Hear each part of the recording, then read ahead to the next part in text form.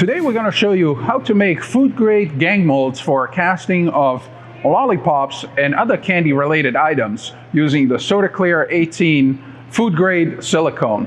Now let's just jump into the project and see how we do this.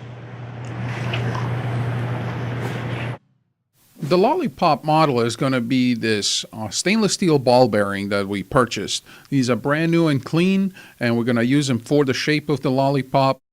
The reason why I chose these ball bearings is because they're already polished, and that high gloss is going to translate into our mold, which later on is going to translate into our castings. That means every casting coming out of that mold is going to have a high polish and clean look to them.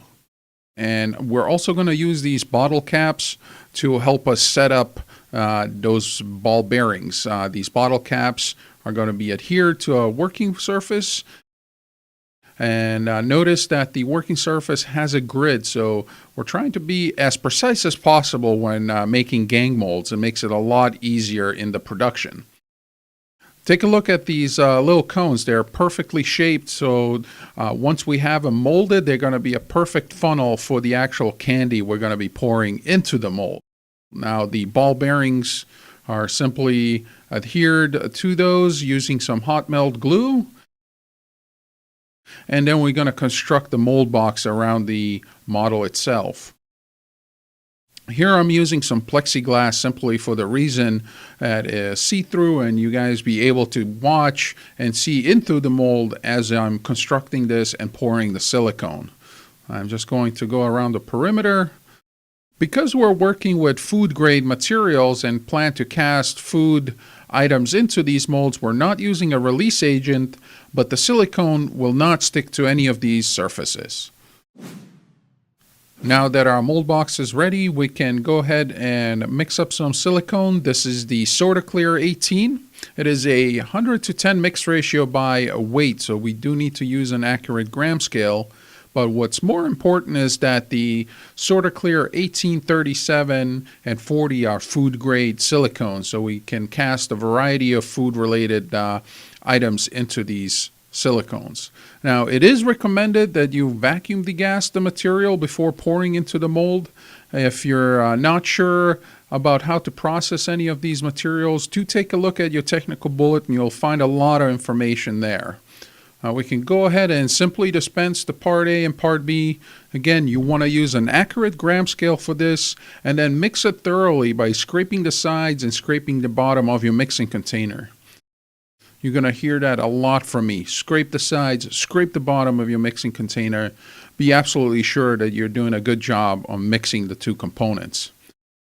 Now, the silicone is exposed to a vacuum chamber, and if you're not familiar with the vacuum chamber practices, click on the link above and that's going to take you to some videos for some more information. Now, the silicone is poured from up high into our mold box, and it's allowed to seek its own level, so it's pushing away any kind of air bubbles away from our model. This silicone pour technique is called needling, and it allows any remaining air bubble in the silicone to break as they're poured over the edge and stretched out in the thin stream. Silicone is now allowed a full cure for 24 hours before demolding. One thing I like to do is leave the mixing container nearby, and that's a good indicator if your mold is fully cured. So if the material in your mixing container set up, you're good to go on the actual mold itself.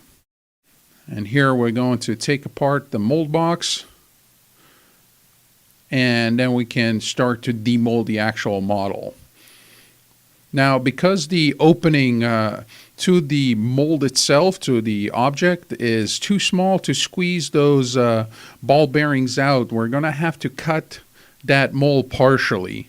And I'm going to use a razor knife to simply cut on both sides of that stainless steel ball bearing. Cut down halfway.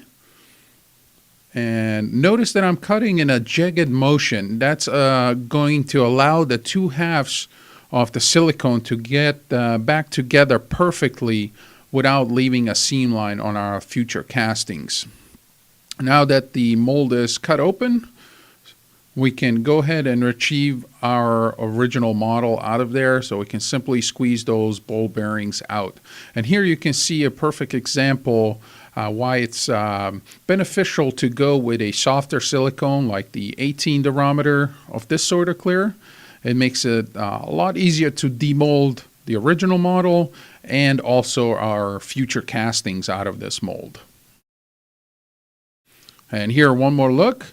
Once we cut that mold open, we're easily able to pull that mold apart and retrieve any castings out of that. Now remember, I mentioned that it's important to be accurate in your gang mold layout. And here you're going to see the perfect example. We need to make a jig to hold the actual lollipop sticks in place. And for that, I'm simply going to use a piece of plexiglass, and we're going to mark where we need to cut that plexiglass in order to create a channel that's going to hold the actual pop stick, so to say. And here I'm going to simply cut a channel into that. Make sure that it's not too big so that the stick falls through. You want to test it before you're ready to go. And once that is set up, we're actually ready to get some attention to that mold. Before we're ready to cast into our food grade mold, we actually have to wash it. Again, if you take a look at the technical bulletin for the product, it does call for washing the mold with soap and water to make sure that it is food grade and food safe for consumption. So I'm going to here just use a sponge, some dish soap, and warm water. I'm going to scrub that thoroughly before actually casting into the mold.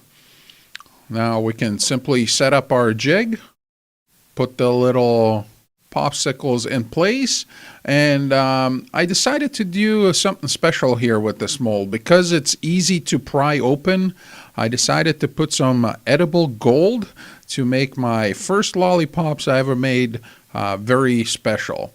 These are going to pop and shine really nicely. And once that is set up, we can go ahead and dispense some isomelt. We're going to melt it in a microwave. You can purchase isomelt like this online or in any baking store. And once it's molten, we can simply pour it into our mold. And here you can see how easy and nice those funnel-shaped cones come in handy when you're actually pouring material into your cavity.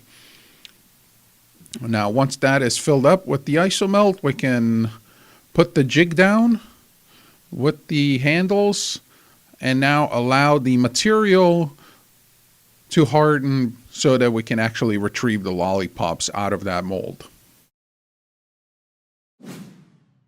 All right, now the isomelt has fully hardened. We're going to remove our jig that held those handles in place, and then you can see that I'm simply able to bend and pull on that mold and pop it right from behind to retrieve my castings, in this case the lollipops. So it's really easy to manipulate the castings that seem too large for the opening out of that mold. And here's the final result. Not bad for a first casting of my first lollipops. Using the gang mold we made, I was able to cast several different lollipops in different flavors and colors. Now, if you got inspired by this project and you'd like to make your own edibles, you can do so by visiting any one of our distributors around the world. So, and there we have it, a simple step-by-step instructional video on how to make a food-grade gang mold using the SORTA-CLEAR 18. Now, if you have an idea about what we should do next, please let me know down in the comments below. And if you like this video, hit the thumbs up button. Now, to keep up with our latest mold making and casting videos, remember to subscribe.